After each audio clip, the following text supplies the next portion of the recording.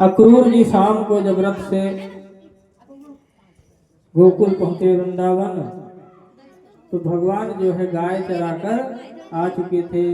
और जैसे ही रथ से देखा तो भगवान के जहाँ जहाँ चरण कमल पड़े थे, क्योंकि भगवान के चरणों में जो है शंख चक्र गदा पद्म आदि सब बना हुआ है, तो जहाँ जहाँ पैर रखे वहाँ जैसे ही अक्रूर ने देखा, रथ से उतर करके ब्रज में लोट पोट हो गए और वह रज को मस्तक से लगा लिए। नंद गांव पहुंचे और जाकर के नंद महल के पास में गए, तो दोनों भैया देखकर खुश हो गए। चाचा जी आ गए, चाचा जी आ गए, दोनों हाथ पकड़ करके नंद महल को ले गए। खूब आव भगत हुई, स्वागत सत्कार हुआ, भोजन प्रसाद आदि ग्रहण करने के पश्चात जो है नंद जी ने पूछा, अक्रूर जी आपके आगमन का कारण क्या है? तो अक्रूर जी कहते हैं कि मुझे जो है कंस ने भेजा है।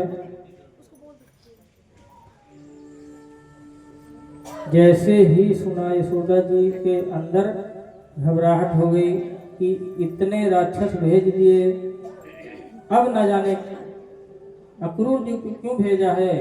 तो अक्रूर जी आप इसलिए आए हैं, तो बताते हैं कि कंस जो है बहुत सुंदर एक यज्ञ कर रहा है, धनुर्यज्ञ, और उस धनुर्यज्ञ में आपके दोनों लालाओं को बुलाया है। क्यों बुलाया है?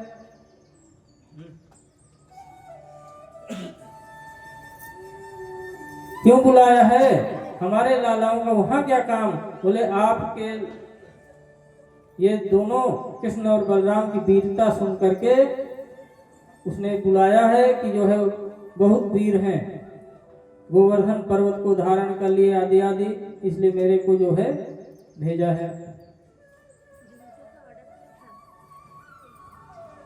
नंद यशोदा ने मना कर दिया कि हम तो वहां नहीं भेजेंगे, वहां बहुत बड़े बड़े राक्षस हैं और वहां पर जो है हमारे लाला का जाना सुरक्षित नहीं है, इसलिए हम तो नहीं भेजेंगे। भगवान कृष्ण और बलराम दोनों मैया के हाथ पकड़कर बोले, मैया 2 दिन की तो बात है, यज्ञ दिखावेंगे, मेला देख करके आ जाएंगे। ये बोली ना, मैं तो तुमको ना भेजूंगी, यही इतना उत्पात है गयो, वहां जाकर के न जाने कितना उत्पात होगो, मैं तो नहीं भेजूंगी। यशोदा जी ने साफ मना कर दी। भगवान बाबा के पास बैठ गए, नंद बाबा के पास, उनको कैसे कैसे करके मनाने लगे। तब नंद बाबा बोले कि कंस का आदेश है, कंस का आदेश तो मानना ही पड़ेगा, नहीं तो पूरे ब्रज में उत्पात हो जाएगा। इधर रथ खड़ा देखे तो सभी ग्वाल जो है आकर के देखने लगे कि आज नंद महल के बाहर कौन सा रथ आया है। सभी के मन में एक अजीब सी बेचैनी होने लगी। क्यों? क्योंकि जो प्रेमी का हृदय होता है, कुछ अनिष्ट होने वाला है तो समझ जाता है कि कुछ न कुछ होने वाला है। सभी ग्वाल बाल इकट्ठे हो गए, सभी गोपियां इकट्ठी हो गई और पूरे ब्रज में यह बात फैल गई कि अक्रूर जी जो है हमारे गोविंद को लेने आए हैं, कृष्ण को लेने आए हैं।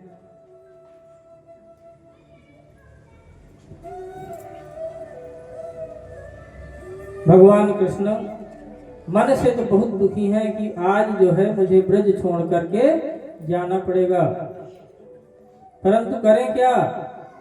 आगे की इतनी लीलाएं हैं, अगर मैं यहीं बैठा रहा तो आगे की लीलाएं कौन करेगा?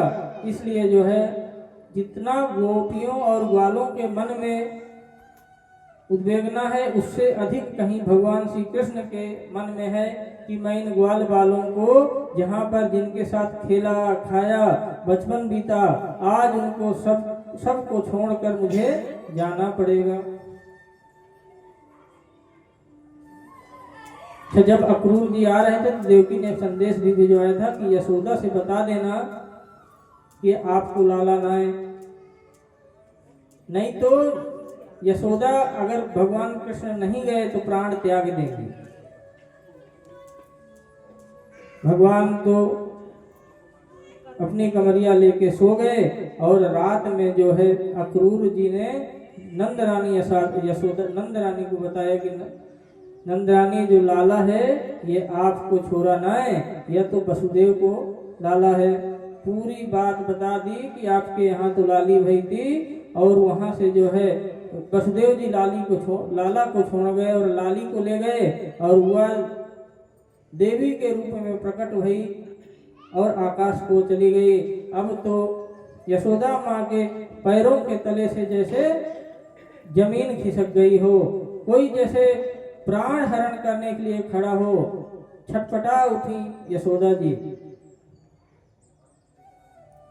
जा करके भगवान के कृष्ण के चरणों पर बैठकर रात भर यशोदा रानी रोती रही कि इतने दिन का संजोग उनको भी मन में हो गया कि अब यह लाला मेरे पास से जाएगा तो वापस नहीं आएगा।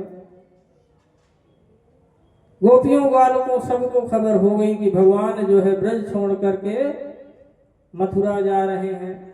प्रातः काल हुआ, जैसे ही नंद महल का दरवाजा खुला, सब गोपियां सब दरवाजे के बाहर खड़े उच्च स्वर में रुदन करने लगे, हम तो जो है यहाँ से भगवान को नहीं जाने देंगे।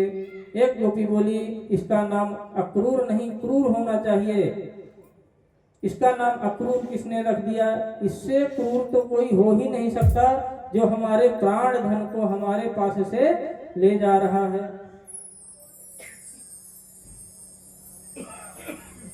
भगवान अपनी तैयारी करके रथ में बैठने लगे तो सभी गोपियां आ करके रथ के आगे खड़ी हो गईं। एक गोपी बोली, देख सबके सामने जाकर खड़ी हो जाएंगी तो लोग क्या बोलेंगे? बोले लोग को जो बोलना है बोले, आज तो हमारे प्राणधन हमारे बीच से जा रहे हैं, यदि यह चले गए तो लोक लाज लेके क्या करेंगे? हमारे प्राणधन चले गए तो लोक लाज लेके क्या करेंगी? इसलिए लोक लज्जा को छोड़ो, भगवान को कैसे भी, लाला को कैसे भी रोको, इनके बिना हम नहीं जी सकती। सभी गोपियां रथ के आगे बैठ गईं। भगवान उतर कर एक एक गोपी को समझा रहे हैं, मैं तो परसों जरूर आऊंगा, कल की तो बात है गोपियों, कल जाऊंगा यज्ञ देखकर परसों वापस आ जाऊंगा। ऐसा कर करके बहुत प्रकार से एक एक गोपियों को समझाए और फिर जाकर श्री राधा रानी के पास पहुंचे और वहां जाकर राधा रानी को प्रणाम कर स्तुति की, हे राधे, मैं अब जो है यहाँ से ब्रज से जाकर मथुरा और द्वारिका में लीला करूंगा, आपका आशीर्वाद चाहिए, बिना आपके आशीर्वाद के मैं जो है वहाँ की लीलाएं नहीं कर सकता, इसलिए आप आशीर्वाद दें। और जो कमलिया थी, जो कंबल ओढ़ते थे भगवान, उसको और बंसी को राधा रानी को वहीं पर दे दिए। उसको लेकर आप ब्रज के बाहर कभी भी भगवान ने बंसी नहीं बजाई। उनको दे करके भगवान जो है एक वचन लिया कि आप जो है हमारे विरह में रोएंगी नहीं। और राधा रानी भी आज्ञा दे दी कि जिसमें प्रेमी की खुशी हो, आपकी खुशी मथुरा जाने में है तो आप मथुरा जाएं। रोना तो आ रहा है राधा रानी को, परंतु रो नहीं सकती कि यदि रोऊंगी तो वचन भंग हो जाएगा। और यहाँ पर कहते हैं कि एक श्राप भी था श्री राधा रानी को 100 वर्ष के बिछड़ने का। आज भगवान 11 वर्ष के हैं और जब पुनः मिलेंगी राधा रानी तो भगवान 111 वर्ष के होंगे। श्री दामा का श्राप है कि आप जो है भगवान से 100 वर्ष के लिए बिछड़ो। उसी वचन को पूरा करने के लिए राधा रानी से विदा लेकर के भगवान जाकर रथ पर विराजमान हुए और जैसे ही रथ को आगे बढ़ाया, यशोदा मैया दौड़ करके आई और देखे भगवान लल्ला लल्ला करके आवाज देने लगी और कुछ दूर आकर के श्री यशोदा जी मूर्छित हो गई।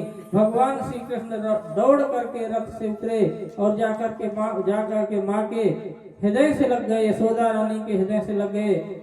यशोदा बोली, लाला मुझको पता है तू मेरो लल्ला ना है, पर एक बात तुमसे कहना चाहूं, वहां जाकर के देवकी को मत बताना कि मैंने तुमको ऊखल में बांध दिया था। सब बताना, परंतु ये बात मत बताना, क्योंकि उसको लगेगा कि मेरे लाल के कितना कष्ट पाया होगा। तो भगवान बोले, भैया सब भूल जाऊंगा, परंतु ऊखल का बांधना कैसे भूल सकता हूं, क्योंकि एक तू ही माँ है जो परब्रह्म को भी ऊखल से बांध दी थी। भगवान सभी को समझा करके रथ आगे बढ़ा दिए। तब नंद जी के मन में हुआ कि जो है पता नहीं कंस वहां क्या करेगा, और सभी गोपू वालों को तैयार करके रथ के पीछे पीछे स्वयं मथुरा के लिए चल पड़े।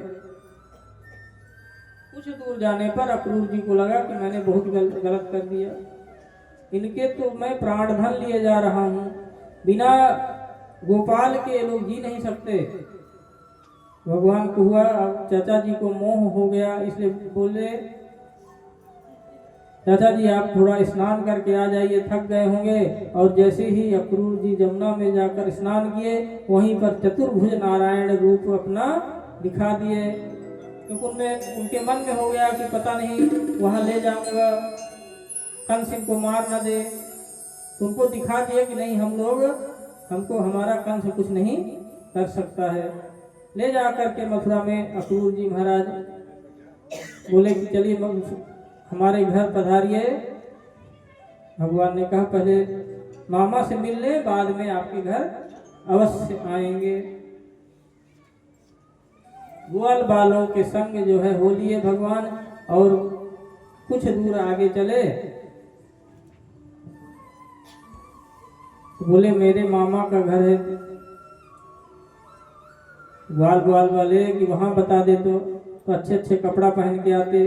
अब बताओ ये फटे पुराने कपड़ा पहन के आ गए, तुम्हारा मामा पता नहीं क्या मन में सोचेगा। तो भगवान ने कहा ऐसी बात है तो चलो, एक घाट पर गए, वहां पर धोबी था, उससे जाकर वस्त्र मांगे कि वस्त्र दे दो, हमको पहनना है।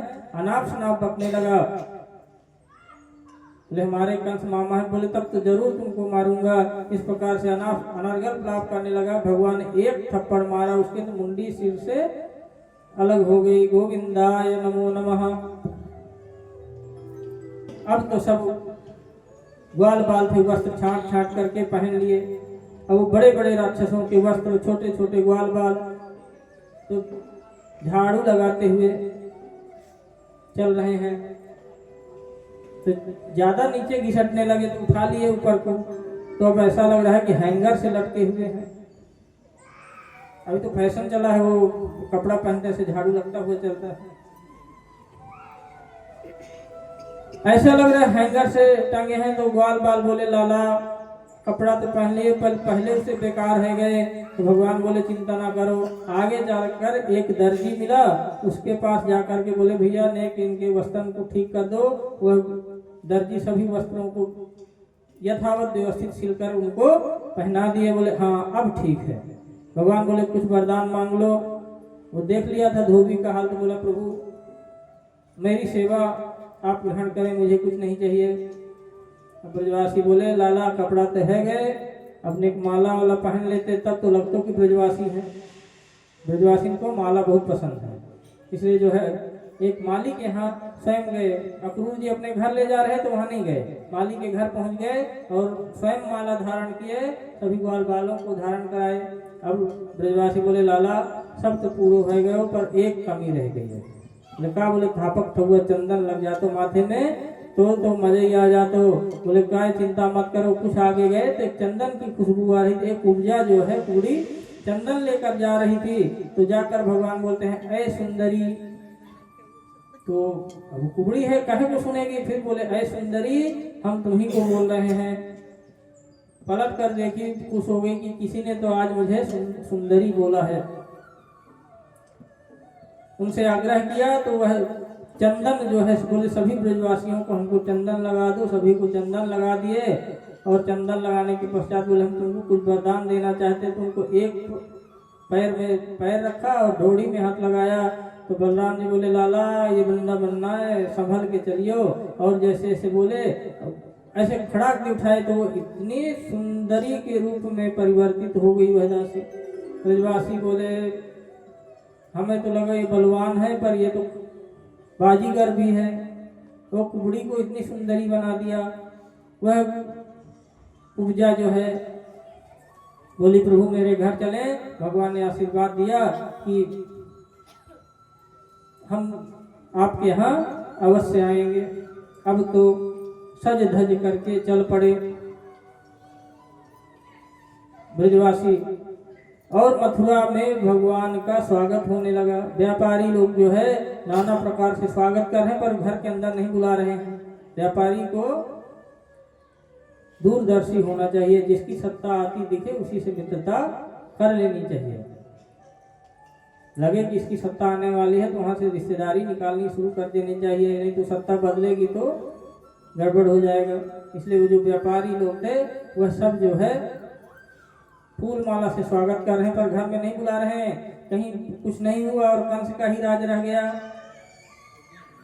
तो फिर परेशानी हो जाएगी, फिर बाहर से ही स्वागत कर रहे हैं। पूरी मथुरा की जो ग्वालनियां हैं गोपियां हैं वो भगवान को देख करके मोहित हो गई। त्रिभंग ललित भगवान चारों तरफ दृष्टि डालते हुए चल रहे हैं। जब रामावतार में जनकपुर गए थे तो चुपचाप चल रहे थे, सीधा सीधा चल रहे थे, किसी को नहीं देख रहे थे। परंतु यहाँ नयन मटका मटका करके सभी को मोहित करते हुए चल रहे हैं। जादू भरी तेरी अखियां जिधर गई। भगवान की तो नजरों में जादू है। आगे बढ़े और पूरे मथुरा का दर्शन करके शाम को जो है नंद बाबा के पास पहुंच गए। नंद बाबा ने पूछा लाला उधम तो ना कियो? बोले ना बाबा, दाऊ भैया साथ में थे, पूछ लो। बोले नहीं उधम मत करना, यहाँ तो बड़े बड़े राक्षस रहते हैं। दूसरे दिन सुबह तैयार होकर के भगवान सीधा धनुषशाला पहुंच गए और वहां जा करके रक्षकों से पूछा कि हम नेक धनुष देख लें, तो बोले देख लो। बोले नेक उठा के देख लें, तो रक्षक जो थे हंसने लगे। 10 साल को छोरा धनुष उठाए वो, और जैसे ही हंसने लगे भगवान ने धनुष उठा करके प्रत्यंचा चढ़ाई, धनुष टूट गया। धड़ाम दे आवाज हुई, कंस समझ गया। किसी ने जाकर कहा कि 2 बालक आए हैं और धनुष तोड़ दिए। समझ गया मेरी गारंटी खत्म, मेरी जो वैलिडिटी थी वो खत्म हो गई, धनुष टूट गया। अब तो मुझे मारने वाला आ गया है। सतर्क हो गया, मतलब कुछ भी काला देखता है। कृष्ण आ गया, कृष्ण आ गया, इस प्रकार से जो है भयभीत हो गया, भयाक्रांत हो गया कंस। तैयार होकर भगवान गए द्वार पर जो है कुबलिया पेड़ हाथी को लगवा दिया। भगवान ने कहा एक रास्ता दे दो, हमको अंदर जाना है। नहीं माने तो जो है हाथी के दोनों दांत उखाड़ करके हाथी की खूब पिटाई की और वहीं मारकर दोनों हस्ती दंत जो थे वो हाथ रख लिए। बलराम जी बोले जब यही गड़बड़ है तो अंदर पता नहीं क्या होगा, इसलिए हथियार के रूप में इनको रखो। अंदर जाके रंगमंच में पहुंचे। वहां पर जैसे पहुंचे, मल्लानाम सरिंद्रणाम नरवरः स्त्रीणाम स्मरो मूर्तिमान। कंस वहां पहले से ही सभा लगाए हुए बैठा था। बड़े बड़े पहलवान आदि सब थे और पूरे नगर वासियों को बुला कर रखा था। उसके मन में था कि सबके सामने मैं इनको मारूंगा। और वहां कैसे दर्शन करें, जाकी रही भावना जैसी, जाकी रही भावना जैसी, जाकी रही भावना जैसी। प्रभु मूरत देखी दिन कैसी, प्रभु मूरत देखी दिन कैसी, जाकी रही जिसकी जैसी भावना थी उसी प्रकार देख रहे हैं। जो पहलवान थे उनको पहलवान के रूप में दिख रहे हैं। स्त्रियों को जो है बड़ी स्त्रियों को बच्चे के समान दिख रहे हैं। युवतियों को कुमारावस्था के दिख रहे हैं। गोपगण थे उनको स्वजन अपने स्वजन दिख रहे हैं और कंस को मृत्यु के रूप में दिख रहे हैं। वहां जाकर गए तो शंखचूड़ और चारुण ने जो है लड़ने के लिए कहा। भगवान बोले कि हम तो छोटे छोटे नेक से बालक हैं, तुम इतने बड़े बड़े शरीरन के पहलवान, हम तुमसे कैसे लड़ेंगे। बोला चारुण कि अभी अभी हमने देखा है तुम जो है इतने राक्षसों का वध करके आ रहे हो और यहाँ आकर बोल रहे हो नेक नेक से बालक हैं, युद्ध में आओ। और जैसे युद्ध के लिए ललकारा तो बलराम और कृष्ण जो है कंस चारुण और मुष्टिक से जो है युद्ध किए और दोनों को जो है मार दिए। अब तो कंस बड़बड़ाने लगा, पकड़ लो दोनों को, मार दो दोनों को, इन दोनों को छोड़ना नहीं, बंदी बना लो। इस प्रकार से बड़बड़ा ही रहा था। भगवान कूद कर जाकर मंच के ऊपर कंस के पास जाकर चढ़ गए और बाल पकड़कर ऊपर से ही उठाकर मंच से नीचे फेंका। गोविंदाय नमो नमः। और जो रहे कसे प्राण थे भगवान ऊपर मंच से ही कूदकर उसकी छाती पर जाकर कूद गए, कंस का वध कर दिया। बोले कंस मर्दन भगवान की जय।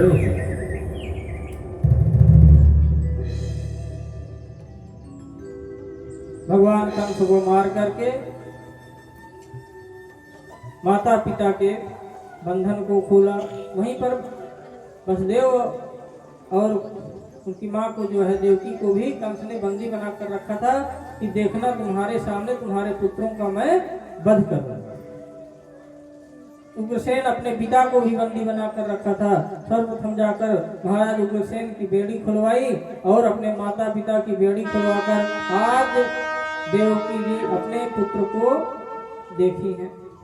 भगवान क्षमा मांगने लगे, क्षमा करना माँ, पिता पुत्र के होते हुए भी आप लोगों ने बहुत कष्ट सहा, मैं आप लोगों की सेवा नहीं कर सका। पुत्र के होते हुए माता पिता को कष्ट मिले, इससे दुर्भाग्य की बात क्या है। उग्रसेन महाराज को ला करके सिंहासन में विराजमान किए तो उग्रसेन महाराज बोले मैं तो बूढ़ा हो गया हूँ, अब आप राज करो। तो भगवान बोले हम लोग यदुकुल के हैं और यदुकुल में श्राप लगा है, कोई भी राक्षस नहीं होगा। यायाति के पुत्र थे ना पृथु यदु, तो यदु जी महाराज ने अपनी जवानी देने से मना कर दिया था, उनको श्राप दे दिए थे कि आप जो है आपके वंश में कभी कोई राजा नहीं होगा। उग्रसेन महाराज को राजा बना करके और माता पिता को भगवान सुख देने लगे। इधर नंद बाबा पहुंच गए, लाला अब तो सब काम है गए, चल घर। भगवान बोले बाबा अभी बहुत काम है, मैं कुछ काम करके 1-2 दिन में आ जाऊंगा, आप चलो। नंद बाबा समझ गए कि अब यह ब्रज वापस नहीं जाएंगे। मन मार करके गोप ग्वाल सब और नंद बाबा ब्रज को आ गए।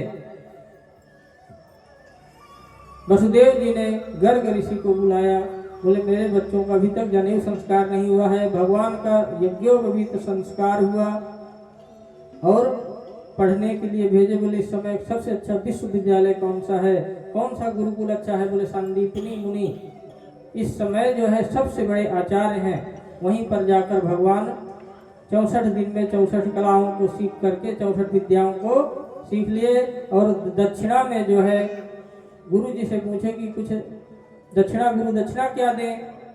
तो संदीप ने बोले मैं तो कुछ दक्षिणा नहीं लूंगा, परंतु तुम्हारी गुरु माँ की कुछ इच्छा है आप उनको दे दो। गुरु माँ से जाकर पूछे तो उन्होंने कहा कि जब से आप आए थे तो मैं अपने पुत्र को भूल गई थी, परंतु आप अब जा रहे हो इसलिए मेरा पुत्र लाकर मुझे दे दो, जो कुछ बहुत समय पहले समुद्र में डूब गया था। भगवान बलराम जी और कृष्ण भगवान दोनों जो है समुद्र के गए, समुद्र से स्तुति की तो समुद्र ने कहा कि मेरे अंदर एक शंखचूड़ नाम का राक्षस रहता है, पंचजन्य नाम का राक्षस है, वहीं जाइए। वो जा करके राक्षस से मिले और वहां उस राक्षस को मार करके शंख को लेकर भगवान सीधा यमपुरी पहुंचे और इतना जोर का शंख बजाए कि यमराज जो है भागते हुए बाहर आए। अरे प्रभु आप वहीं पर आकर के भगवान का स्वागत सत्कार किया और प्रणाम किया। बोला आदेश करिए प्रभु। बोले गुरु पुत्रम निहानी, तो जो गुरु पुत्र है जो बहुत पहले मर गए थे उनको ले आओ। तो जन्म कर्म संसार मुक्त, बोले उसे जो कर्म बंधन उसे मुक्त करके ले आओ। यमराज बोले उनके कर्म बंधन के अनुसार यहाँ लोग आते हैं। भगवान बोले कर्म बंधन निहानितम, कर्म उसके जो जितने कर्म हो सब काट दो। ये राष्ट्रपति है, किसी को फांसी हो जाए तो राष्ट्रपति उसको माफ कर सकता है। तो भगवान जिसके कर्म बंधन से जिसको मुक्त करना चाहे उसको भगवान मुक्त कर देते हैं। गुरु पुत्र को लाकर गुरु माँ को दिए। अब देखिए यमराज जी के यहाँ गए थे, परंतु भगवान गए पर यमराज जी अंदर नहीं ले गए, दरवाजे से ही बाड़ी से सत्कार करके वापस भेज दिया। उसको पता था कि अगर मैं अंदर लेके गया तो मेरी दुकानदारी बंद हो जाएगी। यमराज को पता था भगवान यमपुरी में प्रवेश करेंगे, इनके यहाँ जो पापी हैं दर्शन कर लेंगे तो वह सब मुक्त हो जाएंगे, फिर मेरी दुकानदारी कैसे चलेगी। इसलिए जो है वहीं से वापस कर दिए। वहीं पर श्री सुदामा जी से भगवान की मित्रता हुई। आगे कल के प्रसंग में सुदामा जी का चरित्र आएगा। भगवान पढ़ करके वापस आ गए। एक दिन भगवान जो है देखे कि उद्धव जी जो है हमारे सखा हैं, उनको ज्ञान का बहुत अभिमान है। इनके अभिमान को किस प्रकार से कैसे दूर करें। बोली समय गोपियों से बड़ा गुरु इनका कोई नहीं बन सकता, राधा रानी से बड़ा गुरु कोई नहीं बन सकता। इसलिए उनको जो है एक दिन भगवान बैठे अपने कक्ष में रो रहे थे।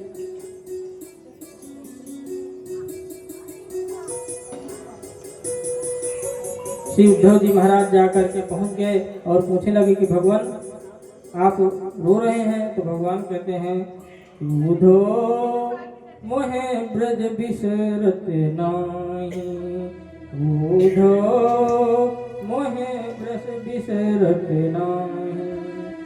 वृंदावन गोकुल तजियावत, वृंदावन गोकुल तजियावत। सघन लतन की छाही, उद्धो मोहे ब्रज बिसरत नाही।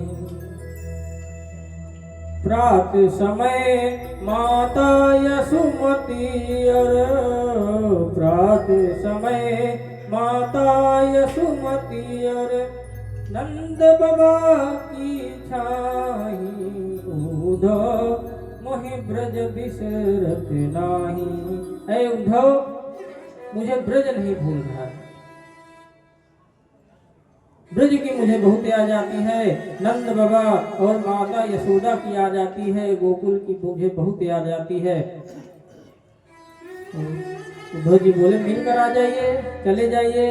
बोले मैं मिलने नहीं जा सकता, यदि मिलने गया तो मैं कंस आदि राक्षसों का जो संहार किया है और यदि वहां प्रेम संबंध बनाकर रखूंगा तो गोकुल पर फिर संकट आने लगेंगे। तब तो मैं यहाँ गया हूँ, वहां उनकी रक्षा कौन करेगा, इसलिए मैं नहीं जा सकता।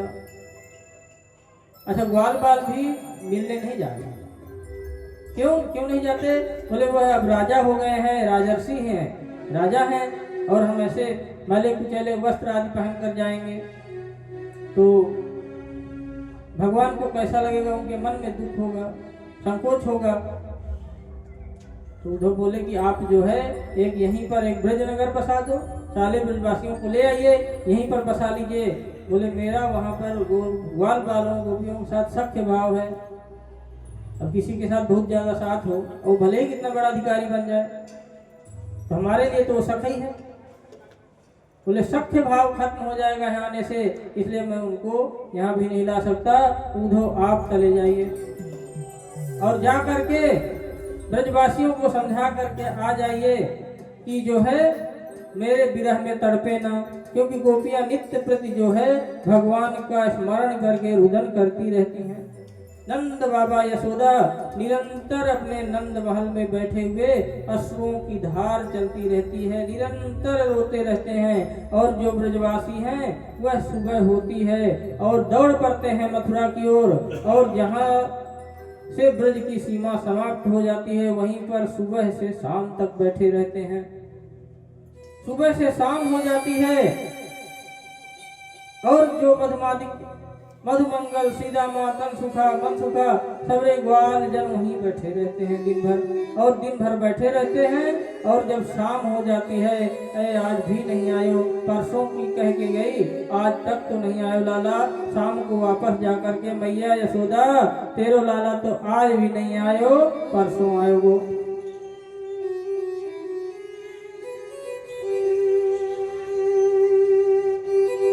नित्य प्रति ब्रजवासियों का यही नियम है। अरे कहाँ तक कहें, जो गाय है वह चारा खाना छोड़ दी है। नित्य प्रति गायों के अश्रुधार बहते रहते हैं, बछड़े हैं वह दिन भर रोते रहते हैं। गोपियां सघन लता कुंजों में बैठकर दिन भर रुदन करती रहती हैं माधव को याद कर करके। तो ऐ उद्धव, आप जो है संदेश लेकर जाओ।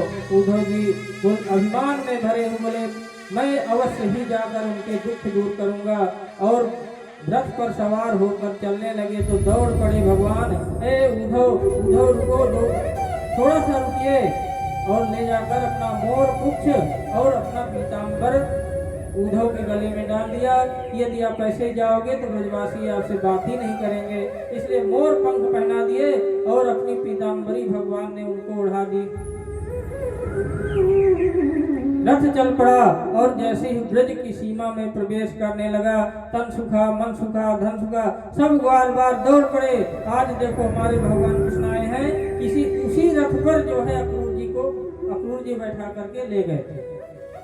दौड़ पड़े और जाकर के पर्दा हटाकर देखा तो उसके अंदर से श्री उद्धव जी महाराज मोर पुच्छ धारण किए हुए निकले।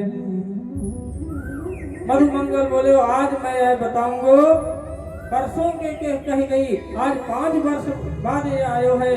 और जाकर जैसे ही उद्धव जी को देखा मन दुखी हो गया। उद्धव जी उतरे, रथ के अंदर देखा तो कोई नहीं।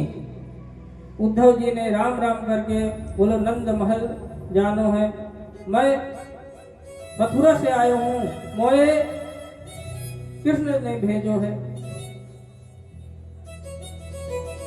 मधुमंगल बोले, आज याद आई आने। अरे ब्रज के बिहरी लोग बिचाए, ब्रज के बिहरी लोग बिचारे, बिन गोपाल सगे से ठाड़े,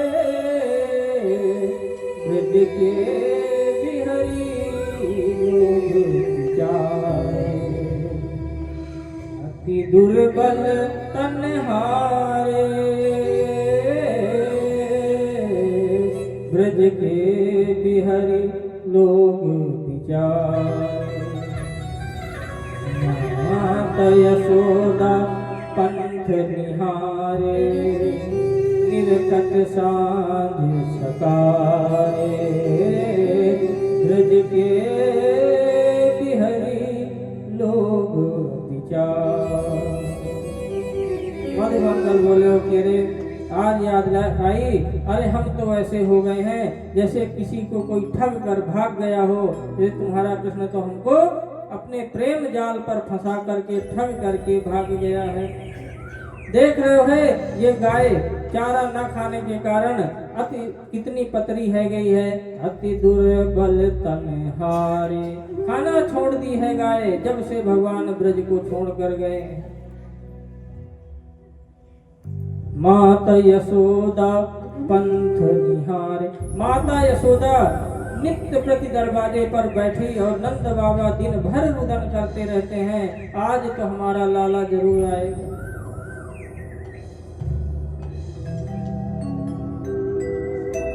उद्धव जी महाराज बोले, आप नंद महल का रास्ता बता दो।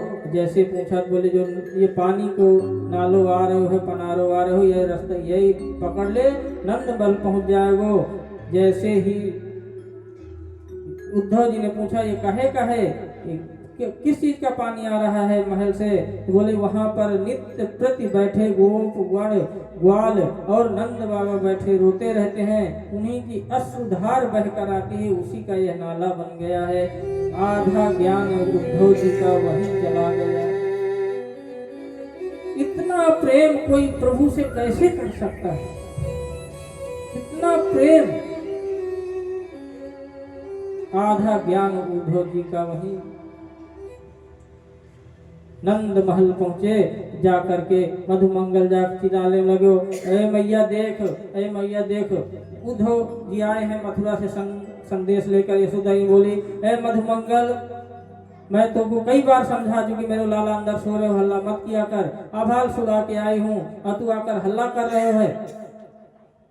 यह देख करके उद्धव जी को लगा वो तो मथुरा में है, इनके पास कौन सो रहा है। और जैसे अंदर गई यशोदा रानी और बिस्तर पर भगवान को नहीं देख करके वहीं थर पछाड़ खाड़ कर गिर पड़ी। उद्धव जी को भोजन आदि कराए और बैठा दिए। उद्धव जी जो है नंद बाबा को समझा रहे हैं, देखो बाबा,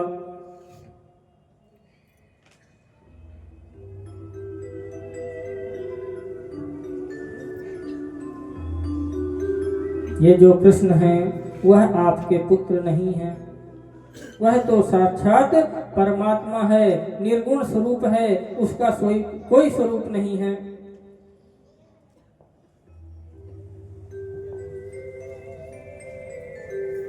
बाबा बोले, तू कह रहे हो कोई स्वरूप ना है, तो जो हमारे मन में वह मोहनी मूर्त छपी हुई है वो किसकी है?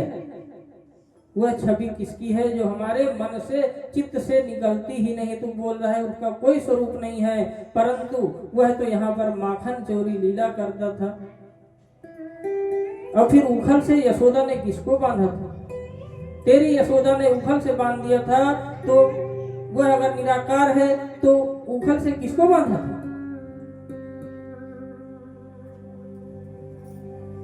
अब तो बोल रहा है कि वह परमात्मा है, आपके पुत्र नहीं है। तो यहाँ तो हमको रोज बाबा बाबा कहकर पुकारते, तेरी बात हम कैसे मान लें? और फिर तू बोल रहा परमात्मा है, उनको भूल जाओ। तो जिसको परमात्मा जैसा पुत्र मिला हो उस पुत्र को हम कैसे भूल जाएं?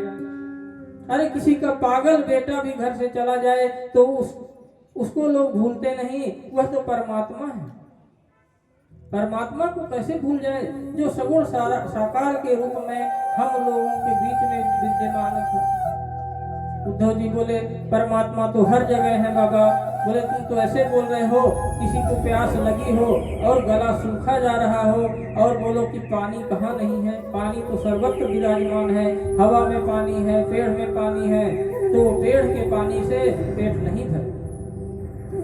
पेट तो पानी पीने से ही बुझेगी। तो हमारे अंदर जो श्याम सुंदर चित्त जोर की छवि है वह तो केवल उसके दर्शन से ही प्यास बुझेगी।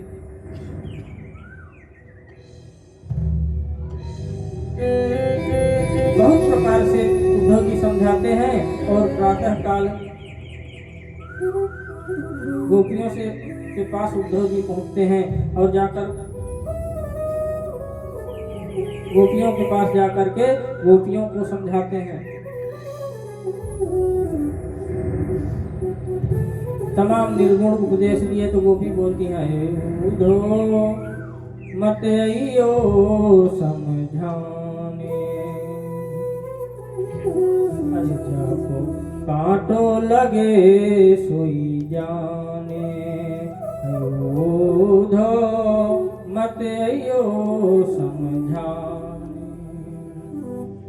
जाय बसे है दूर बिरज में, जाय बसे हैं दूर बिरज में, भेजत हैं संदेशा, उद्धव मत आइयो समझाने, हम तो प्रीत की राह तकत हैं, हमको प्रीत की राह तकत हैं। रूप हो गया कैसा ऊधो, जाको काटो लगे सोई जाने। ऊधो जाको काटो लगे सोई जाने। और कहती हैं कि जाना और उस नंदलाल से कहना, कहियो वसुमन जलधार सो यमुना।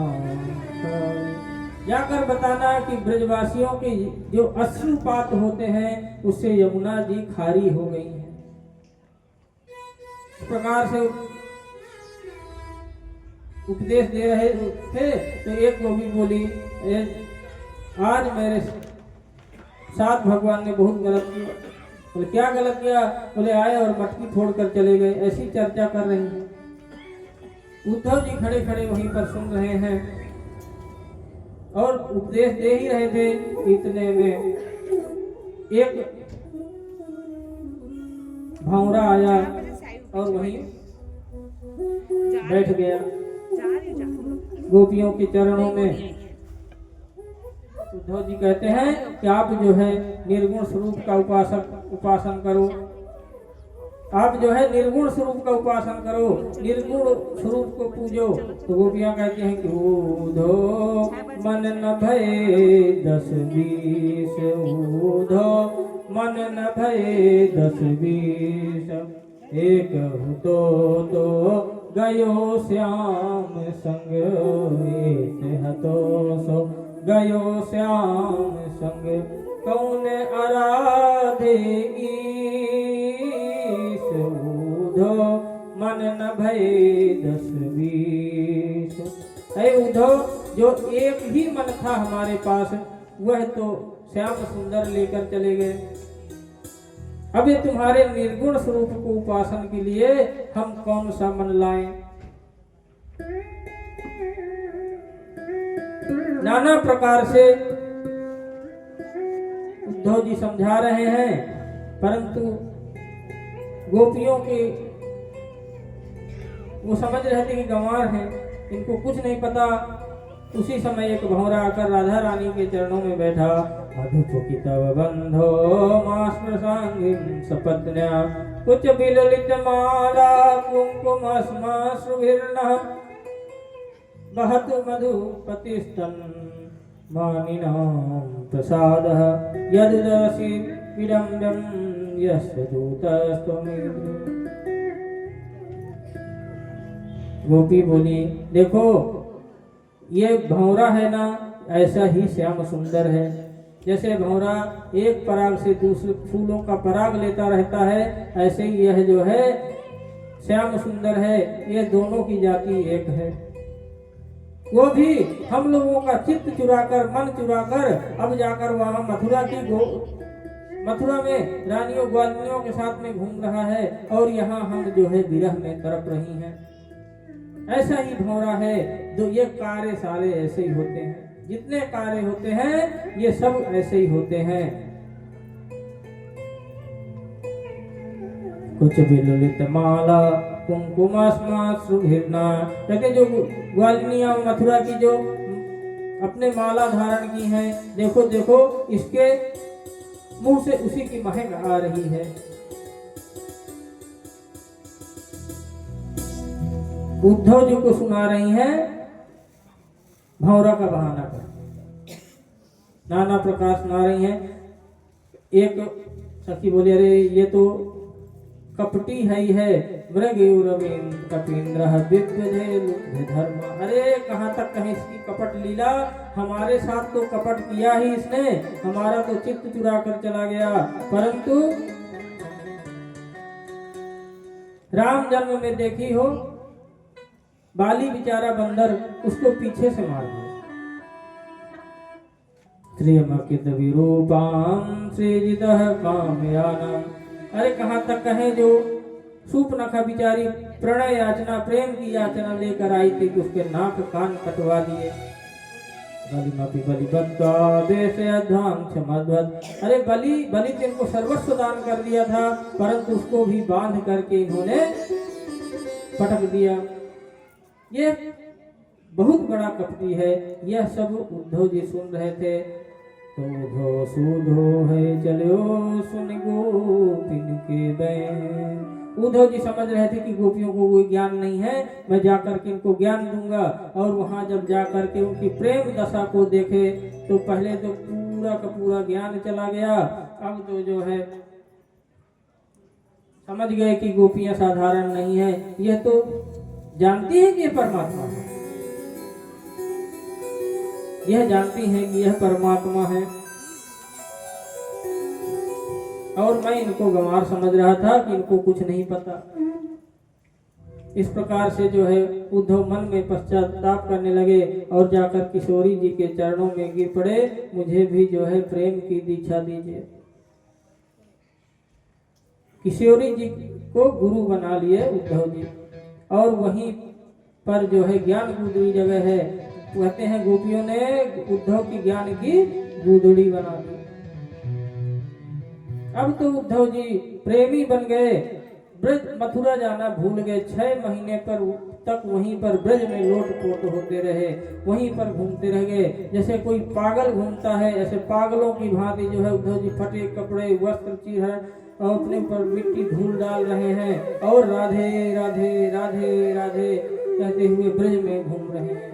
बहुत दिनों बाद उद्धव वापस आए और उद्धव की दशा देखकर भगवान बोले, अरे उद्धव ये क्या हो गया। उद्धव जी तो भगवान के ऊपर बरस पड़े, अरे वो गोपियां कितना आप प्रेम करती हैं आपसे, आपने उनके साथ ऐसा छल क्यों किया। आज नंद बाबा यशोदा ग्वाल बाल सब जो है आपके बिना भूखे प्यासे बैठे रहते हैं, उनकी क्या दशा हो रही है, आपको ध्यान भी नहीं आता है एक भी, और आप यहाँ राजमहल में हो। भगवान बोले, मैं इसीलिए आपको भेजा था, अब तुम असली उद्धव बनकर के आए हो। मैं तुमको प्रेमी बनाना चाहता था, ज्ञानी तो तुम थे ही, परंतु आज तुम प्रेमी बन करके आए हो। उद्धव जी को भगवान ने अपने हृदय से लगा लिया। बोले वृंदावन बिहारी लाल की जय। इधर जो कंस की दोनों पत्नियां थी, अस्थि और प्राप्ति, दोनों रुदन करती हुई जरासंध के पास पहुंची, क्योंकि जरासंध की दोनों बेटियां थी। जैसे ही जरासंध ने सुना, आग बबूला हो गया और 18 अक्षौहिणी सेना लेकर के मथुरा पर आक्रमण कर दिया। और आक्रमण किया, भगवान ने सबका संहार कर दिया। और जब दाऊ दादा जरासंध को मारने लगे तो भगवान ने कहा इसको छोड़ दो। बोले अरे दुष्ट फिर आएगा। बोले हाँ छोड़ दो, इसीलिए तो छोड़ना है कि वापस ये फिर से आए। और बोले घर बैठे बैठे नगर की सफाई हो जाएगी। बोले हर बार ये दुष्टों को लेकर आएगा और हम मार देंगे। इस प्रकार से वह 17 बार आक्रमण किया, हर बार सबको भगवान मार देते और उनको छोड़ देते। इस बार जरासंध ब्राह्मणों का बहुत बड़ा अनन्य भक्त था, ब्राह्मणों को यज्ञ पर बैठा कर आया और बोले अगर इस बार हारा तो आकर आप लोगों का काम तमाम कर दूंगा। तो भगवान ब्राह्मणों की रक्षा के लिए इस बार रणछोड़ बनने का मन कर लिया। इस बार जो है रण से भागना है। योग माया विश्वकर्मा को बुलाकर सुंदर द्वारिकापुरी का निर्माण करवा दिया और दाऊ दादा से बोले दादा इस बार युद्ध से भागना है। बोले लोग बेइज्जती करेंगे, लोग रणछोड़ बोलेंगे। बोले माखन चोर और दुनिया भर के नाम तो है, एक नाम और जुड़ जाएगा रणछोड़।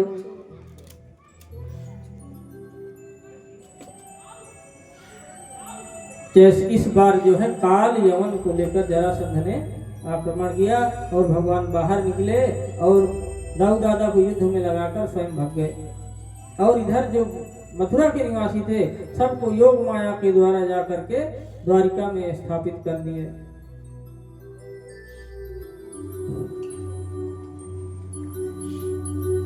और भगवान भगे, कालेवन पीछे पीछे भगा, क्योंकि कालेवन को भगवान वरदानिक था। यह गार्ग ऋषि का पुत्र था और काल जंग नामक राक्षस को उन्होंने दे दिया था, इसलिए यह यवन हो गया था, उसको वरदान था कि ये हाथ से नहीं मरेगा।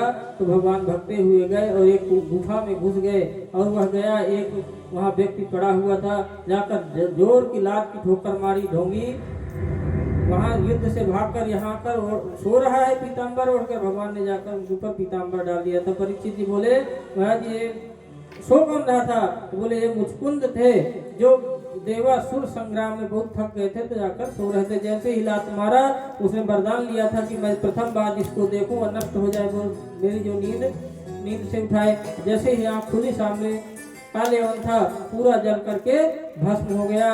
उसके पश्चात भगवान उनको दर्शन दिए और आशीर्वाद प्रकार दान कर चले गए। कहते हैं यही जो है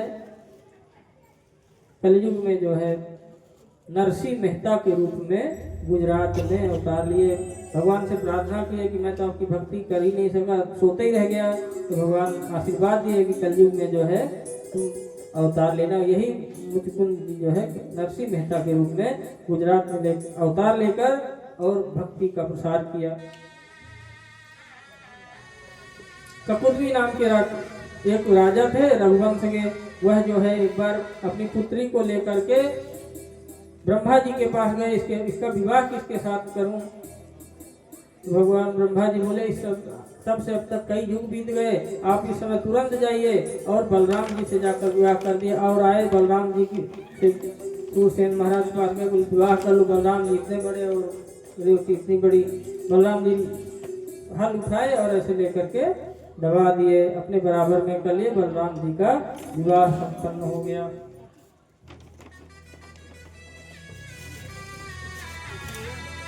इधर एक भीष्मक नाम के राजा हैं।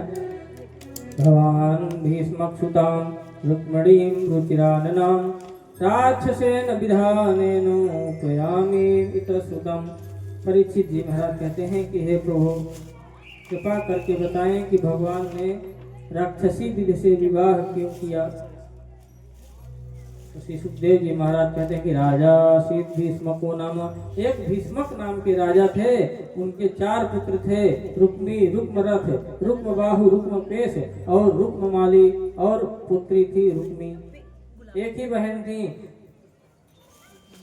भीष्मक जी का मन था कि भगवान श्री कृष्ण के साथ में इनका विवाह किया जाए, परंतु रुक्मी जो है शिशुपाल का मित्र था, बहुत दुष्ट था, इसलिए वह जाकर के शिशुपाल के यहाँ जाकर नेक करके आ गया। बोले मैं शिशुपाल के साथ में विवाह करूंगा। भीष्मक बोले मैं भगवान के साथ में विवाह करना है, परंतु नहीं माना। बोले ठीक है जैसे तुमको करना है कर लो। उधर जो है नारद जी जाकर भगवान के गुणानुवाद गा करके रुक्मिणी जी के कान में जो है भगवान की एक छवि बना दी। इधर जैसे रुक्मिणी जी को पता चला कि मेरा विवाह मेरा भाई शिशुपाल के हाथ तय करके आ गया है, तुरंत एक ब्राह्मण को बुलाई और एक पत्र लिख करके बोले जल्द से जल्द जाइए और द्वारिकाधीश को यह पत्र देकर आए। और इधर शिशुपाल जो है दूल्हा बन गया, बारात लेकर चल पड़ा। और 2 दिन विवाह के बचे हैं। ब्राह्मण जैसे ही वहां गए, पहले भगवान के दरबार में ब्राह्मणों को कोई रोक नहीं थी, कहीं भी जा सकते हैं। सीधा डंडा लेकर भगवान के पास में जाकर भगवान को पत्र दिया। भगवान को जाकर पत्र दिए तो भगवान बोले ये पत्र आप ही पढ़ दीजिए। बोले भगवान आपका प्राइवेट पत्र है। रुक्मिणी जी लिखी है, क्या बोलते हैं उसको अंग्रेजी में, लेटर लिखी है रुक्मिणी जी भगवान को। बोले आपका लेटर है, आपका पत्र है, आपका पत्र मैं कैसे पढ़ूं? बोले मेरा जो भी जीवन है सब खुली किताब है, ब्राह्मणों से कुछ भी छिपा हुआ नहीं है, आप पढ़ें। तो ब्राह्मण पत्र पढ़ने लगे। सूत्रा गुणान भुवन सुंदर सुन्वताम में निर्वश कर्ण विवरैः तुंग। हे त्रिभुवन सुंदर गुणान, हे भुवन सुंदर प्रभु। भगवान बोले रुक्मिणी जी को कैसे पता? बोला सुत्वा, मैं कैसे सुंदर हूँ उनको कैसे पता? बोले सुत्वा सुन करके, नारद जी से सुन करके रुक्मिणी जी के मन में एक भगवान की छवि बन गई है। सुत्वा गुणान, बोले सुंदर हो और गुण न हो। बोले सुत्वा गुणान भुवन, आप जो है गुण और सुंदरता में सबसे ऊपर है। रूपम दृशाम मतिमता मखिलार्थ लाभम। आपके रूप और चरित्र को सुन सुन करके मेरे चित्त में हे प्रभु एक छवि बन गई है, इसलिए आप आकर के मुझे यहाँ से लेकर जाएं, नहीं तो मैं जो है प्राण त्याग दूंगी, शिशुपाल से विवाह नहीं करूंगी। भगवान बोले आएंगे तो कैसे होगा, वहां तक पहुंचेंगे कैसे, तो उसका उपाय भी लिखती हैं। अंतःपुरांतरचर्ये मनिहत्य बंधु। बोले हमारे यहाँ देवी की पूजा होती है और जब हम देवी की पूजा करने जाएंगे वहीं से आप हमारा हरण कर लेना। पूरा पत्र में लिख करके बता दी। भगवान तो ब्राह्मण बोले कि आप पधारिए प्रभु, बहुत कम समय बचा है। भगवान बोले इतना कम समय है, आप हमारे साथ रथ में बैठो। और भगवान ब्राह्मण को रथ में बैठा करके 9 2 11 हो गए। तेजी से रथ को भगाया विदर्भ देश की ओर। जब बलराम जी देख रहे थे बोले ये लाला इतनी तेजी से रथ लेकर कहाँ गया। सैनिकों से जाकर पूछा कोई आया था क्या, बोले हाँ एक विदर्भ देश से एक ब्राह्मण आए थे पत्र लेकर। बोले पूरी बात पता चल गई, बारात तैयार करो, नगर को सजाओ, पूरी नगर को, पूरी द्वारिकापुरी को सजा दो, हम लोग बारात लेकर जा रहे हैं। बलराम भैया पीछे से जो है सैनिक आदि सब इकट्ठा करके चल पड़े। उनको पता था कि शिशुपाल भी वहाँ बारात लेकर आ रहा है, अवश्य ही बहुत बड़ा हंगामा होगा। इसलिए जो है पूरी सेना लेकर के बलराम जी जो है भगवान के पीछे पीछे चल पड़े। उधर शिशुपाल बारात लेकर आ गया। बारात लेकर शिशुपाल आ गया। शिशुपाल की बारात का स्वागत हो रहा है, परंतु शिशुपाल मन में घबराया हुआ है कि विवाह होगा कि नहीं होगा पता नहीं। मुरली वाले का कोई भरोसा नहीं, कहां से आ जाए। इतनी सेना लेकर आया था, पूरे नगर को घेरवा दिया। बोले कहीं से भी कृष्ण ना आने पाए। बारात का स्वागत सत्कार आदि हो रहा है।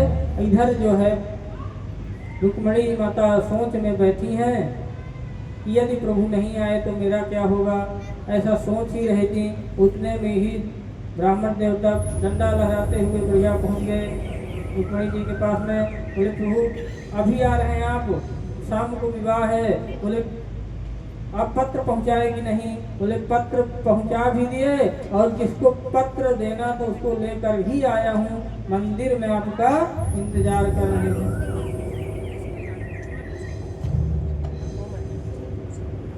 रुक्मिणी जी थाली सजाकर पूजा की और अपने सखियों के साथ में कुछ साथ में सैनिक भी चल पड़े। और जैसे ही पूजा करके बाहर निकली, सैनिकों ने रुक्मिणी जी को देखा तो इतनी सुंदर है रुक्मिणी माता की, देखते ही रह गए। भगवान आए और रथ से उतरकर रुक्मिणी जी का हाथ पकड़ा और रथ में चढ़ाए, बैठा लिए और रथ को चला भी दिए। रथ चल पड़ा। एक बोलता है देखो देखो कितनी सुंदर जोड़ी लग रही है, पूरी सीताराम की जोड़ी लग रही है। बोले हाँ अरे जोड़ी क्या देखता है, मोर पंख तो देख। एक बोलता है अरे अरे रथ तो देखो। और ऐसे बात करते रह गए। भगवान रुक्मिणी जी लेकर चले गए। एक बोले हम काहे को खड़े हैं यहाँ, काहे के लिए आए थे। बोले हम लोग तो रुक्मिणी जी की रक्षा करने आए थे। बोले रुक्मिणी जी कहाँ हैं। बोले रुक्मिणी जी को तो हरण करके ले गया। अब तो सैनिक दौड़ पड़े, कुछ घर की ओर गए और कुछ भगवान के पीछे दौड़े युद्ध करने के लिए। कुछ घर जाकर संदेश दिए।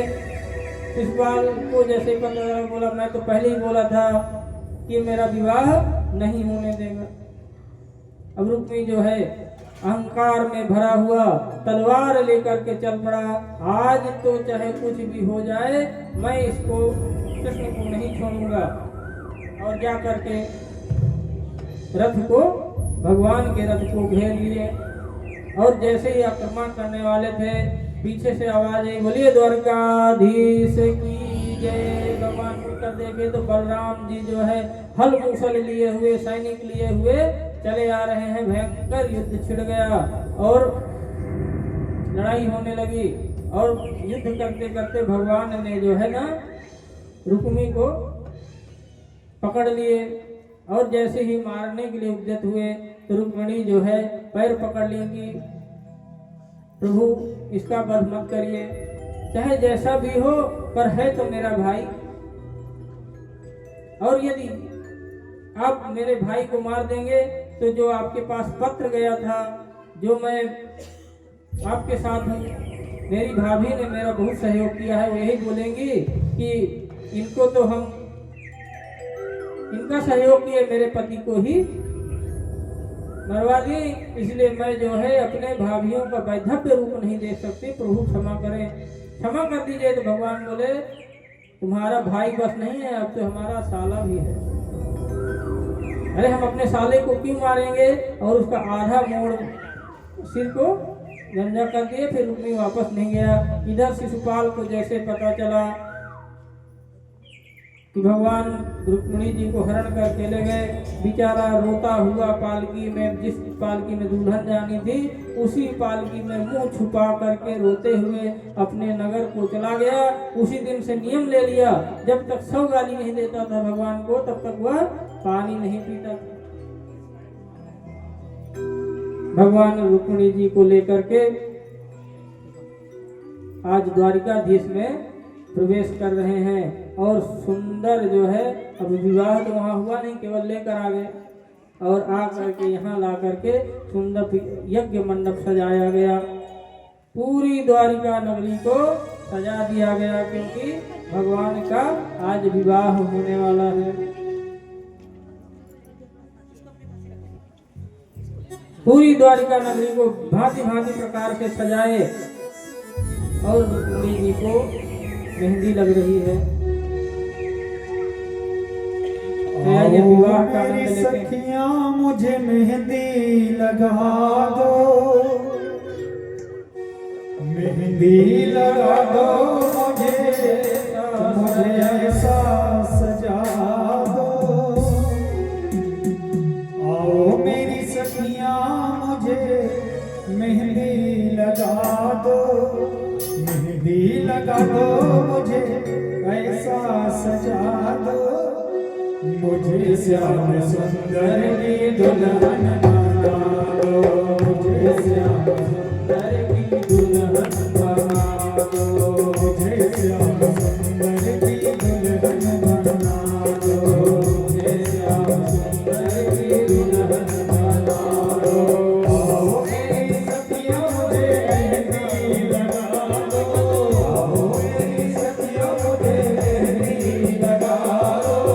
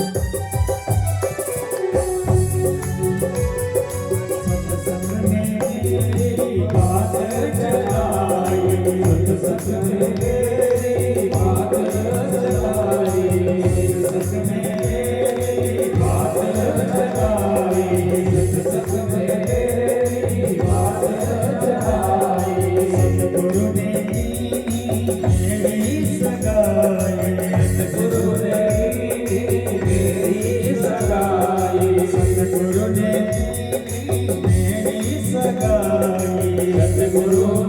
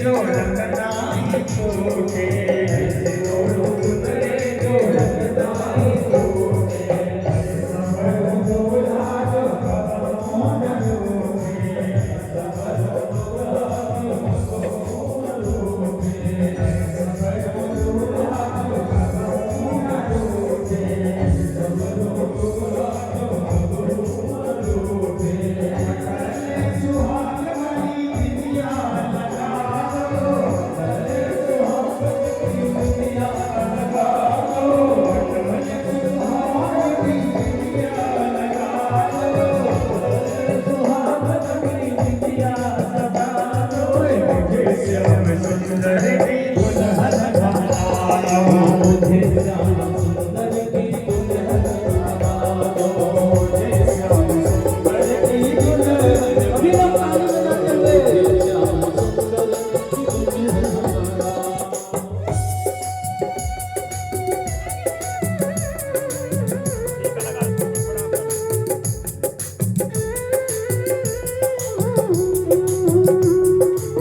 अभी लोग भाव से गाइए ताली बजाते हुए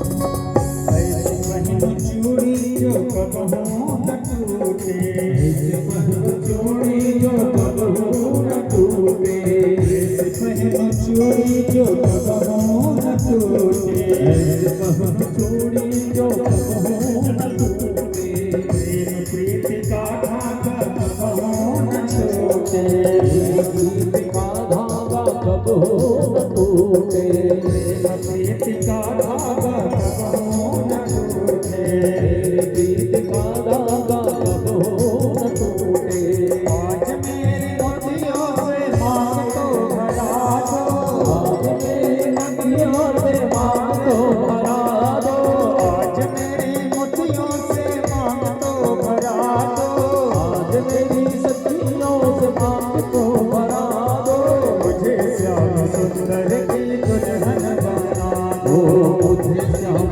सुंदर की दुल्हन बना दो मुझे श्याम सुंदर की दुल्हन बना दो मुझे श्याम सुंदर की दुल्हन बना दो आओ मेरी सखियों मुझे मेहंदी लगा दो आओ मेरी सखियों मुझे मेहंदी लगा दो मेहंदी लगा दो मुझे ऐसा सजा दो मेहंदी लगा के मुझे सुंदर बना दो मुझे श्याम सुंदर की दुल्हन मुझे श्याम सुंदर की दुल्हन बना दो मुझे श्याम सुंदर की दुल्हन बना दो मुझे श्याम सुंदर की दुल्हन बना दो मुझे श्याम सुंदर की दुल्हन बना दो मुझे श्याम सुंदर की दुल्हन बना दो मुझे श्याम सुंदर की रुक्मिणी जी के हाथों में मेहंदी रच गई। अब तो विवाह मंडप की ओर लेकर चले, परंतु आप लोगों को देख के ऐसा लग रहा है कि कोई खुशी नहीं है। एकदम ऐसे ऐसे चेहरा करके, ज्यादा भूख लग गई क्या? चिंता मत करिए, दीपक भैया की तरफ से पूरी व्यवस्था है। पीछे खड़े मुस्कुरा रहे हैं, कमलेश भैया भी खड़े हैं, अतुल भैया भी खड़े हैं। खूब चकाचक प्रसाद मिलेगा। 10 मिनट खूब उछल कूद कर लीजिए, बढ़िया से उत्सव मना लीजिए भगवान का। मुस्कुराहट के साथ करिए, ऐसे उदास चेहरा लेके मत बैठिए। भगवान का विवाह हो रहा है, गाना आए ना गाए, ताली तो बजा ही सकते हैं, उछल कूद तो कर ही सकते हैं। बोली वृंदावन बिहारी लाल की। भगवान का सुंदर विवाह हो रहा है। जिन भक्तों की इच्छा है वह करके भगवान श्री कृष्ण रुक्मिणिका जी का पूजन करना चाहे कर सकते हैं। पूजन करते जाएं और भजनों का आनंद लेते जाएं। बोले रुक्मिणी वल्लभ लाल की जय।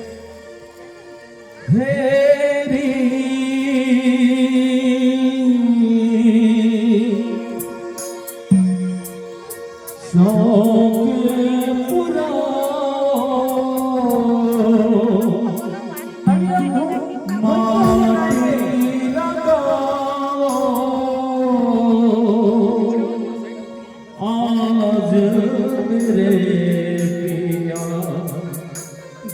आएंगे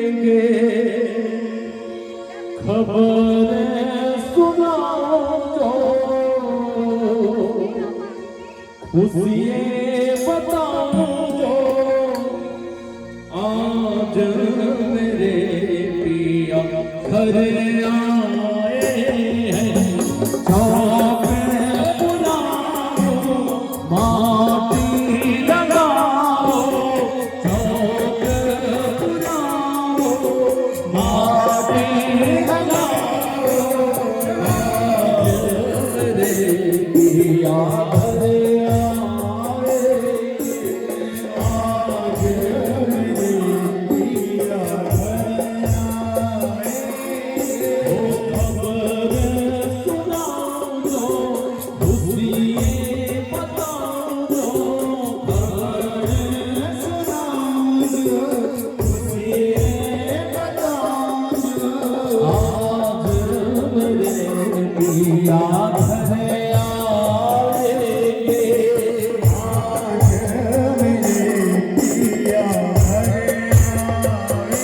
मेरी सखी मंगल गावोरी धरती अंबर सजावोरी मेरी सखी मंगल गावोरी धरती अंबर सजावोरी मेरी सखी मंगल गावोरी धरती अंबर सजावोरी मेरी सखी मंगल गावोरी धरती अंबर सजावोरी उतरेगी आज मेरी पिया की सवारी उतरेगी आज मेरे पिया की सवारी मोहे काला टीका लगाओ मेरे सखी काजल लगाओ रे मोहे काला टीका लगाओ रे मेरे सखी काजल लगाओ रे उतरेगी आज मेरे पिया की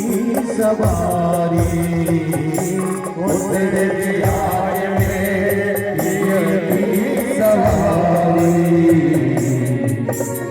लक्ष्मी जीवारो नजर उतारो लक्ष्मी जीवारो नजर उतारो आज मेरे पिया घर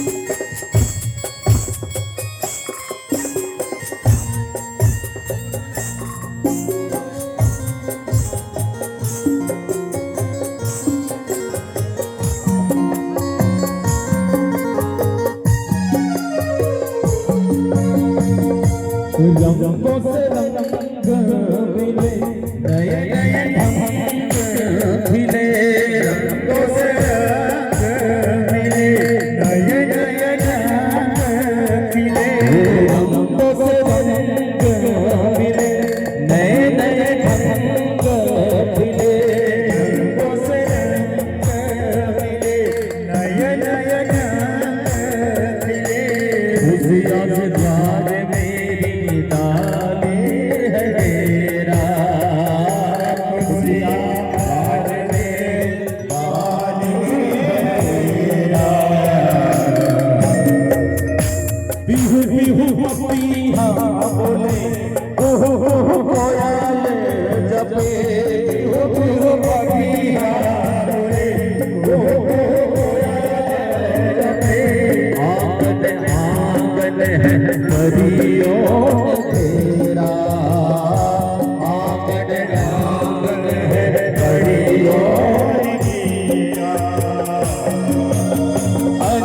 अनहारा में बजाओ रे सब मिले अनहारा में बजाओ सब मिले अनहारा में बजाओ रे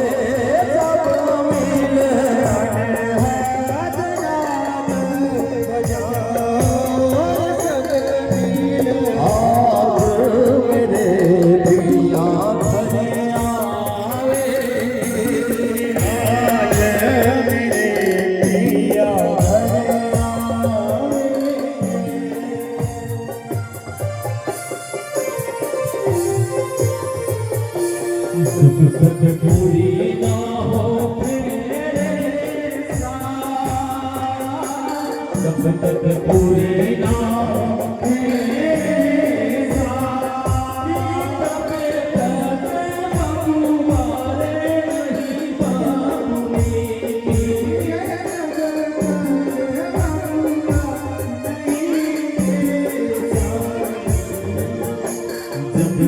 पूरी ना हो जब तक पूरी ना हो